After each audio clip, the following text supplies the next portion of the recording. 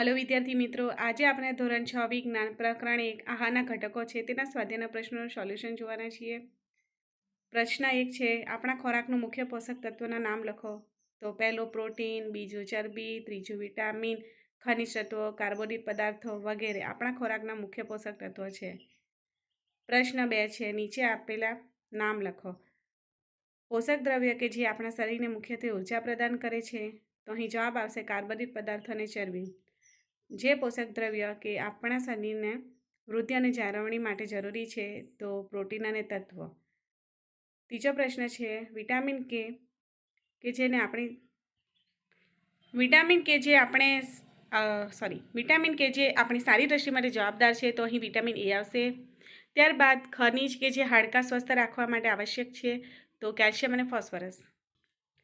ત્યારબાદ પ્રશ્ન નંબર 3 છે, એવા બે ખાદ્ય પદાર્થનું નામ લખો કે જેમાં નીચે આપેલા પોષક દ્રવ્યની પૂરતી માત્રામાં ઉપલબ્ધ હોય છે। તો ચરબી શેમાંથી મળે છે? તો માંસ, ઈંડા, તેલ અને ઘીમાંથી આપણને ચરબી મળે છે। સ્ટાર્ચ શેમાંથી મળે છે? બટાકા, ચોખા, ઘઉં, મકાઈ વગેરેમાંથી આપણને સ્ટાર્ચ મળે છે। પાચક રેસા એટલે કે વૃક્ષાંશ, લીલા શાકભાજી, આખા અનાજ એમાંથી આપણને વૃક્ષાંશ મળે છે, જેને આપણે પાચક રેસા પણ કહી શકીએ છીએ। પ્રોટીન આપણને શેમાંથી મળે છે? તો માછલી, દૂધ અને કઠોળમાંથી આપણને પ્રોટીન મળે છે।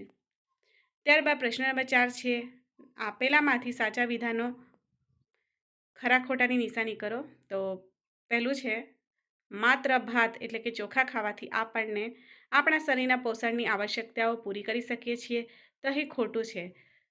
કેમ? તો અહીં ભાત ખાવાથી આપણને પૂરા પોષણ નથી મળતા, બીજું પણ અનાજ આપણને ખાવું પડે છે। ત્યારબાદ બીજા નંબરનો પ્રશ્ન છે, એટલે કે ખરા ખોટા છે, ત્રુટિજન્ય રોગોને અટકાવ સમતોલન આહાર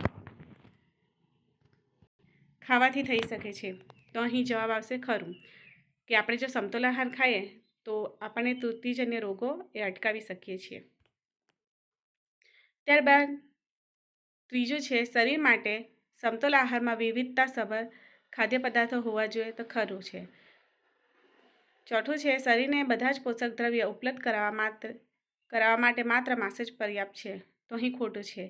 ખાલી માંસ ખાવાથી આપણને પોષક દ્રવ્ય મળતા નથી, આપણે અનાજ, ફળો એ પણ આપણે ખાવું પડે છે।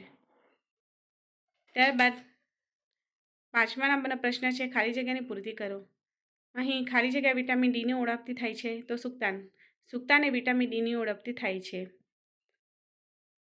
ત્યારબાદ બીજી ખાલી જગ્યા છે, ખાલી જગ્યાની ત્રુટિ ઉણપથી બેરી રોગ થાય છે, તો વિટામિન 2ની ઉણપથી બેરી રોગ થાય છે। વિટામિન સીની ત્રુટિથી થતો રોગ ખાલી જગ્યાના નામે ઓળખાય છે, તો સ્કર્વી પેડામાંથી લોહી વહે છે અને તે વિટામિન સી દ્વારા દૂર કરી શકાય છે, એટલે આપણે ખાટા ફળો ખાવું જોઈએ, જેથી કરીને આપણને સ્કર્વી નામનો રોગ ન થઈ જાય। આપણા આહારમાં ખાલી જગ્યાના અભાવથી રતાળપણું થાય છે, તો વિટામિન ઉણપથી રતાળપણું થાય છે। વિટામિન એ આપણને શેમાંથી મળે છે? તો ગાજરમાંથી મળે છે।